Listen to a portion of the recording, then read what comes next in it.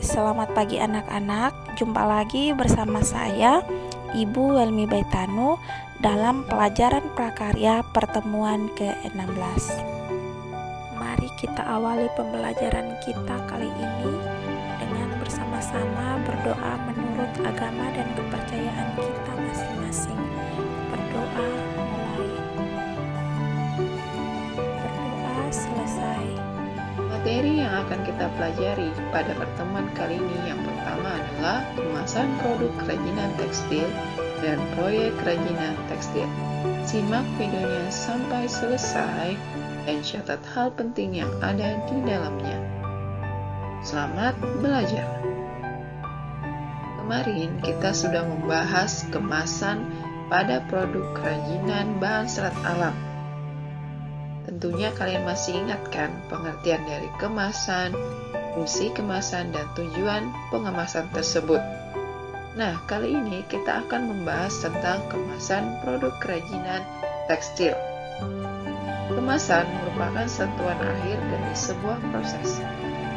Selain untuk menjalankan fungsi melindungi benda kerajinan dari kerusakan atau kotoran, pengemasan juga digunakan untuk mempercantik penyajian dari hasil karya kerajinan tersebut.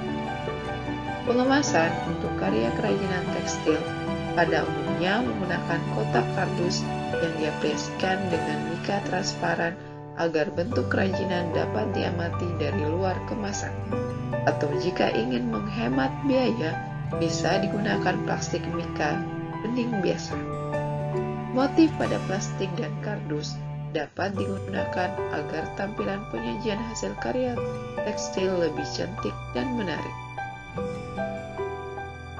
Pada karya modifikasi kerajinan tekstil, yang perlu diperhatikan adalah ukuran dari karya. Tidak semua karya kerajinan dapat dibuat kemasan. Terkadang karena ukurannya sangat besar, karya tidak bisa dibuat kemasan. Tetaplah mengikuti prinsip bahwa semua bergantung kepada cocok tidaknya sebuah produk pada kemasannya. Prinsip desain berkelanjutan tetap harus menjadi prioritas. Meskipun yang dibuat adalah kemasan, perlu dipikirkan agar kemasan tidak langsung dibuang, namun dapat digunakan untuk fungsi lain oleh konsumen. Dan demikian penting untuk memikirkan bentuk kemasan yang menarik untuk dibuat. Berikut contoh kemasan untuk produk kerajinan tekstil.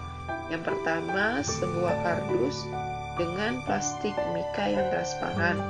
Kemudian bisa terbuat dari plastik dengan tali agar mudah dibawa, dan bisa juga dengan tas kertas. Selanjutnya kita akan membahas proyek kerajinan tekstil. Kamu dapat memilih jenis pembuatan kerajinan tekstil seperti yang telah dijelaskan sebelumnya. Perhatikan potensi wilayah dalam menentukan karya yang akan dibuat. Pada kegiatan ini, kita akan membuat kerajinan tekstil jahit aplikasi. Ingatlah uraian jahit aplikasi yang sudah dijelaskan pada bagian terdahulu. Contoh yang akan dijelaskan ini tidak harus mengikuti proyek yang wajib untuk diikuti. Pembuatan tas teknik jahit dan anyut. Yang pertama yang harus kita lakukan adalah perencanaan, yaitu menganalisis kebutuhan. Ilustrasi. Rena berencana menghadirkan tas dalam bentuk jahit yang setiap kainnya dianyam untuk adiknya yang tengah berulang tahun. Rena ingin memberikan hadiah yang dibuatnya sendiri. Ia ingin mencoba pemahamannya tentang teknik anyaman pada kain untuk diterapkan dalam pembuatan produk tas ini. Kemampuannya ini akan ditekuni sebagai pengisi waktu luang jika ia berhasil dalam membuat tas unik ini. Ide atau gagasan.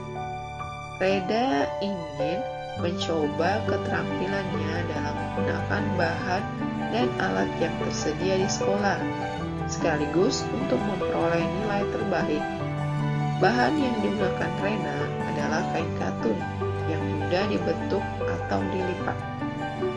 Selanjutnya, membuat sketsa karya dan menentukan karya terbaik dari sketsa. Jadi, dalam tahap ini kita membuat rancangan berbagai karya, kemudian memilih karya yang terbaik. Pelaksanaan. Yang pertama, menyiapkan bahan dan alat. Bahan yang diperlukan sebagai berikut: kain warna ungu, benang warna ungu, lem, dan kapur jahit.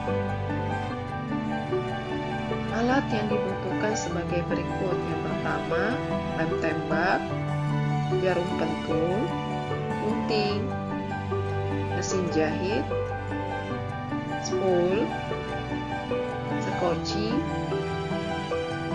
dan radar. Setelah menyiapkan alat dan bahan, selanjutnya kita membuat karya kerajinan tas. Langkah-langkah dalam pembuatan tas sebagai berikut. Yang pertama, kain di radar sesuai pola. Kemudian, potong kain dan jahit. Setelah dibalik, susun kain dengan jarum pentul. Susunlah anyaman dengan arah diagonal.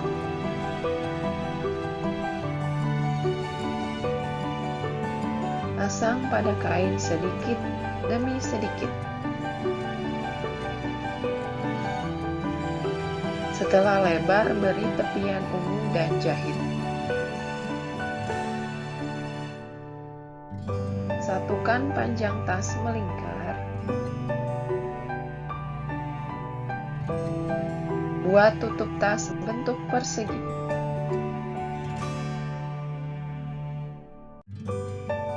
Beri tali dan pengunci dengan dijahit. Jahit tutup dan beri velcro atau perekat. Inilah hasil tas teknik anyam dan jahit. Kemasan yang dapat digunakan untuk kerajinan tas seperti berikut. Selanjutnya, tahap terakhir yaitu tahap evaluasi. Rena melakukan evaluasi dengan menguji karya tasnya dengan dipakainya sendiri. Rena merasakan kenyamanan atau ketidaknyamanan pada tas buatannya. Rena merefleksi diri dengan memperhatikan keselamatan kerja, keamanan, dan kebersihan dalam berkarya. Contoh produk kerajinan tekstil. Yang pertama, sarung bantal dengan sulaman, kemudian tempat HP dari kain flanel, berikutnya tas dari tali kur, taplak meja rajut, taplak meja dengan sulaman, dompet dari kain perca, dompet dari kain batik, dan keset dari kain perca. Boleh memilih salah satu dari contoh produk kerajinan tekstil ini untuk jadikan produk prakteknya. Demikianlah materi kerajinan tekstil